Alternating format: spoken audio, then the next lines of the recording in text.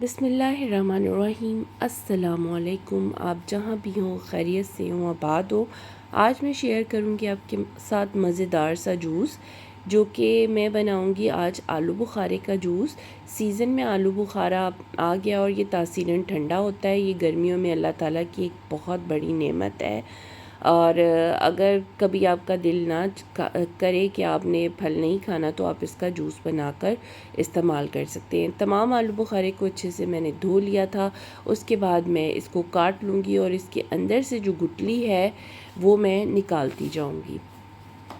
तमाम आलू बुखारे को मैंने काट लिया था। अब यहाँ पे मैंने ब्लेंडर का जग लिया है, उसके अंदर मैंने आलू बुखारा ऐड किया है। यहाँ पे 5 खाने के चम्मच ब्राउन चीनी और हाफ़ चाय का चम्मच जो है वो मैंने काला नमक इसमें ऐड किया है। यहाँ पे मैं इसको अच्छे से ब्लेंड कर लूँगी।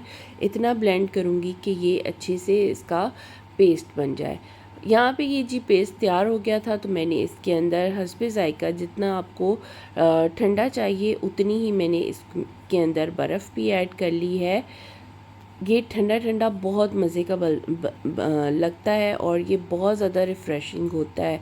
आप प्लीज़ इसे बनाइएगा और आपको बहुत पसंद आएगा।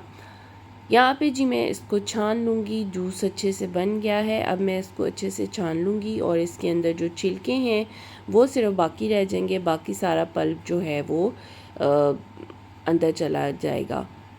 ये देखें, तमाम जो छिलके हैं इसके ऊपर के वो रह गए हैं। बाकी सारा जूस जो है वो नीचे है। ये देखिए कितना मज़े का और गाढ़ा गाढ़ा और ठंडा ठंडा आलू बुखारे का जूस बन के रेडी हुआ है। वीडियो पसंद आए तो प्लीज़ इसे लाइक करें और रेसिपी को ट्राई ज़रूर करिएगा और मुझे इसका फ़ीडबैक ज़रूर दीजिएगा कि आपने ये जूस बनाया और आपको कैसा लगा। चैनल पे नए हैं तो मेरे चैनल को सब्सक्राइब करिएगा और दुआ में याद रखिएगा। अल्लाह हाफ़िज़ और इस मज़ेदार जूस की रेसिपी ज़रूर ट्राई करिएगा।